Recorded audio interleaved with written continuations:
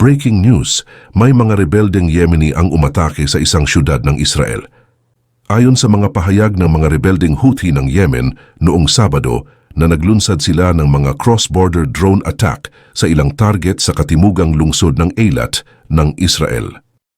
Nagsagawa kami ng operasyong militar sa mga sensitibong target sa Eilat gamit ang isang malaking batch ng mga drone, sabi ni Yehia Sarea, tagapagsalita ng militar ng Houthi, sa isang pahayag na ipinalabas ng Houthi-run Al Masirah TV.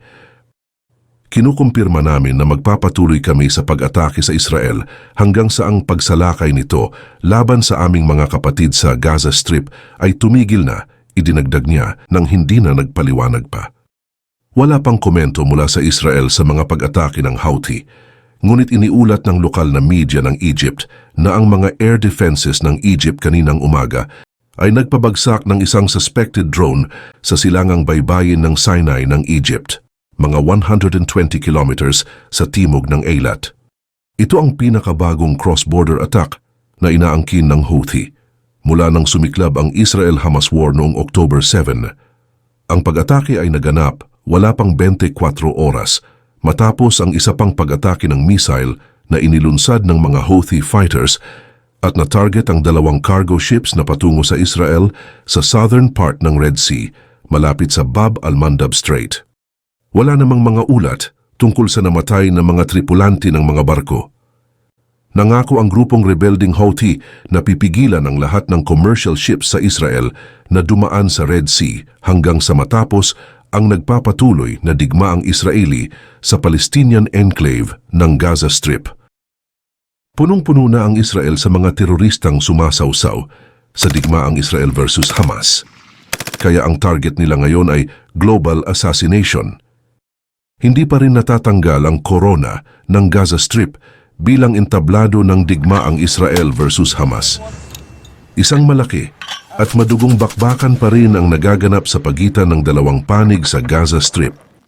Walang balak tumigil ang ni isa sa kanila. Parehong may matibay na paninindigan at dahilan para patuloy na tumayo at lumaban.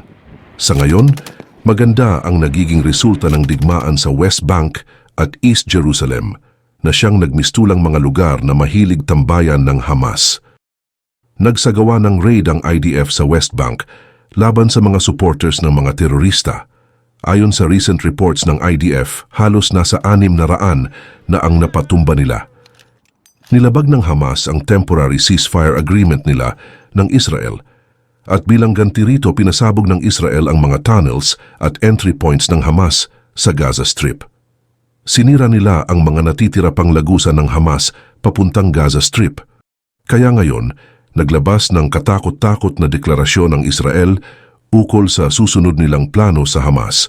Inihayag ng IDF sa publiko na ang puwersa nila ay nagpaplanong atakihin ang mga top leaders ng Hamas sa buong mundo sa oras na matapos na ang digmaan sa Gaza. Inaasahan ang malaking paghahanda ng Israel para maisakatuparan ng plano dahil lahat ng mga pasimuno ng surprise attack noong October 7 hanggang sa kasulukuyan ay hindi nila lalampasan. Isang matinding parusa ang ihahanda nila, lalong-lalo na sa top leaders ng Hamas. Ang planong global assassination ng mga leaders ng Hamas ay ibinase sa nangyari na ring assassination noong 1970 na mas kinilalang Munich Olympics Massacre. Kaya lang kahit na nanggigigil na ang Israel na simulan ng pag-atake, komplikado pa ito sa ngayon lalo na sa Qatar at Turkey. Sa kasalukuyan kasi, sinusubukang makipag-usap ng mga diplomats sa Hamas tungkol sa mga na-hostage nila. At kung agad na itutuloy ng IDF ang plano, baka mas mapalubha pa nito ang sitwasyon ng mga na-hostage ng Hamas. Kaya nagdesisyon ng IDF na i-delay muna pansamantala ang planong global assassination. Sa kabila ng desisyon ng IDF na i-delay ang plano, nakuha pa ring magsalita ni Prime Minister Benjamin Netanyahu tungkol dito. Sinabi niya sa speech niya na ang isa sa secret plans ng Israel sa labas ng bansa ay pagbigay niya ng official order sa spy team ng Israel na Mossad na atakihin ang lahat ng makikita nilang leader ng Hamas at sundan kahit sa ang sulok pa ng mundo sila magtago. Sinigundahan naman ng mga opisyal ng Israel ang sinabi ni Prime Minister Benjamin Netanyahu. Inaalam na raw nila ang mga paraan para mahuli ang mga top leaders ng Hamas na kasalukuyang nagtatago sa Lebanon at sa Qatar na siyang nagbigay ng permisong magtayo ang Hamas ng political office sa Doha. Para kay Netanyahu, ang operasyon ng puwersa ng Israel ay oportunidad para sa kanya, para muling bawiin ang dignidad niya matapos ang hindi matagumpay na pag-assassinate sa leader ng Hamas na si Khaled Mashal sa Jordan noong 1997. Kahit ang Defense Minister na si Yoav Gallant ay sang-ayon sa plano ng Israel, sinabi niya na nasa delikadong sitwasyon na ngayon ng Hamas. Dagdag pa niya, oras na para bigyan ng leksyon ng Hamas at nararapat lang na patawan ng parusang death penalty. Hindi man madalas na sabihin ng Israel ang plano nila. Malinaw namang isinaad ng mga Israeli leaders na balak nilang hulihin ang lahat ng mga pasimuno ng pag-atake noong October 7. Tila muling naulit ang nangyari noong 1972 kung saan nagplano rin ang Israel na patumbahin ang mga may kinalaman sa Munich Olympic Massacre. Sa ngayon, ang pinakamatinding challenge ng Israel ay kung itutuloy ba nilang pagplanuhan ang pag-atake sa mga Hamas leader na nasa labas ng bansang Israel. Masusi nilang nalaman ang mga magiging plano, lalo na't hindi basta-basta umaaksyon ang Israel. Iniisip kasi nilang pigilan ng Hamas na magsilbing problema ng Israel sa hinaharap. Plano kasi ng Israel na permanenteng tapusin ang walang katapusang digmaan sa pagitan ng Israel at Hamas. Kaya lang, kung itutuloy nila ang plano nila sa ibang bansa, sa labas ng Israel, baka magkaroon sila ng mas matinding problema at hindi na nila masolusyonan pa. Maaring malabag nila ang pandaigdigang patakaran at ang mga sundalong kasama sa pag-atake ay hindi na makabalik pa sa Israel. Ang mas malala, baka maparusahan pa sila ng mga bansang inatake nila at makulong ng ilang taon. Mas lalong naging makabuluhan ang plano ng Israel sa mga Hamas leaders dahil sa sobrang daming civilian na nadamay sa ginawa nilang surprise attack. Hindi lang mga citizens ng Israel ang na-hostage at namatay mula noong October 7 hanggang ngayon. Dahil sa kagagawan ng Hamas, may mga taga-Europa, Amerika, Pilipinas at marami pang iba. Kaya iniisip ngayon ng mga Israeli na tama lang na ituloy ang planong global assassination sa mga leaders ng Hamas.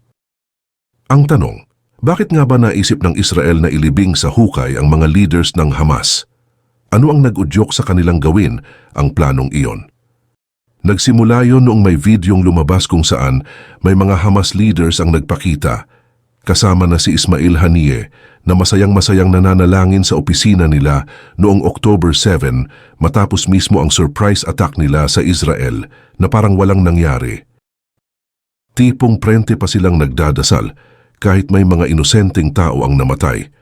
Ito mismo ang nagsindi sa nag-aapoy na galit ng mga Israeli leaders at mga komandante ng IDF. Sa totoo lang, masaya ang mga sundalo ng Israel dahil sa planong pagpatay sa mga top leaders ng Hamas dahil labis-labis na ang galit na namutawi sa kanila nang mapanood ang video ng Hamas. Ang spy leader naman ng Mossad at ang former general na si Amos Yadlin ay sumagot din sa plano ng Israel. Kagaya ng sinagot ng mga naunang nabanggit, sang-ayon din si Amos sa planong global assassination of Hamas leaders at hindi na siya makapaghintay na mangyari ito. Dagdag pa ni Yadlin, lahat ng mga leaders ng Hamas, pati ang mga nagplano ng surprise attack noong October 7 at ang mga taong mismong umatake sa Israel ay ang mga taong dapat managot at dapat na targetin ng IDF. Ito ang unang beses na may nagsabi sa kung ano ang dapat na gawin sa Hamas at kung sino ang dapat sisihin. Pero syempre, hindi naman lahat ng tao ay magugustuhan ang plano ng Israel. Laging may kokontra kahit gaano pa kaganda ang hangarin nila, magkakaroon pa rin ito ng hindi magandang epekto. Isa na ang dating leader ng Mossad na si Ephraim Halevi sa hindi sang-ayon sa plano ng Israel. Ayon sa kanya, kung papatayin daw nila ang Hamas leaders, hindi naman talaga nito matatapos ang mga digmaan at kasalukuyang problema nila. Mas lalo lang nitong palulubhain ang sitwasyon dahil kung mamamatay man ang leaders ng Hamas, malamang ay magsasagawa ng revolusyon ang mga miyembro at supporters ng Hamas. Para kay Ephraim Halevi, sobrang liit ng tsansa na makamit ng Israel ang goal nila kung itutuloy ang plano. Iniisip na rin ng mga tao kung paano at kailan patutumbahin ng Israel ang mga Hamas leaders. Isa pa sa pinangangambahan ng lahat ay kung tunay nga bang magtatagumpay ang Israel kagaya ng nakikita nila. Pero kung pagbabasehan ang mga recorded statistics ng Israel, kung may tsansa nga talagang magawa ng Israel ang global assassination. Ayon sa librong isinulat ni Ronen Bergman na Rise and Kill First, binanggit dito na ang Israel ay tinatalang mayroon ng 2,700 operasyon ang naisagawa simula noong World War II.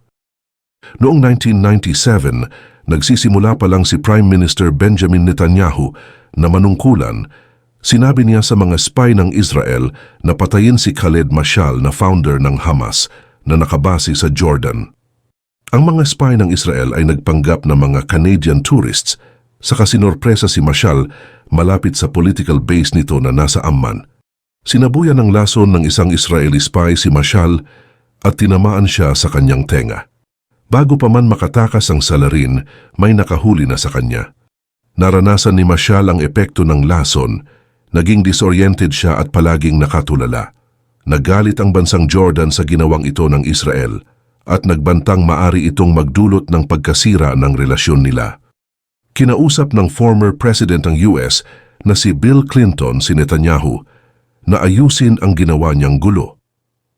Gusto ni Clinton na magdala ang leader ng Mossad ng antidote sa lason at dalhin ito sa Amman. Pinakawalan naman ng Israel ang 70 Palestinong bilanggo, kabilang na si Yasser Arafat, na isang importanteng tao rin sa grupong Hamas. Ang mga pinakawalang Palestinong bilanggo ay nagsilbing kapalit ng mga bilanggong Israeli sa Jordan. Noong 2010, si Mahmoud al-Mabhouh na miyembro ng Hamas na nakabase sa Dubai ay nagpanggap na turista. Ang mga ahente naman ng Israel na nagpanggap na European tourists ay nasa tabi-tabi lang at nagmamasid malapit kay Mahmoud al-Mabhouh at ang mga ito ay nag-aabang sa kanya. Nang mahuli, lumalabas na nagsha-shopping pala siya ng mga armas. Nai-record pa ng mga security camera sa Israel ang Israeli force na nagpapanggap pala bilang mga tennis players habang palihim na sinusundan ang Hamas commander na si Mahmoud al-Mabhouh. Noong una, akala ng lahat na ang cause of death ni Mabhouh ay natural lang. Pero sa pagiging mabusisi ng mga authorities sa Dubai, nakilala nila ang mga taong sangkot sa pag-assassinate kay Mabhouh. Noon pa mang mga naunang taon, aktibong sinasakatuparan na ng Israel ang pag-wipeout sa lahat ng miyembro ng Hamas. Kung sakaling nagtagumpay sila na burahin ang miyembro ng Hamas, kabilang na ang mga pinuno nito, mangyayari pa kaya ang surprise attack noong October 7?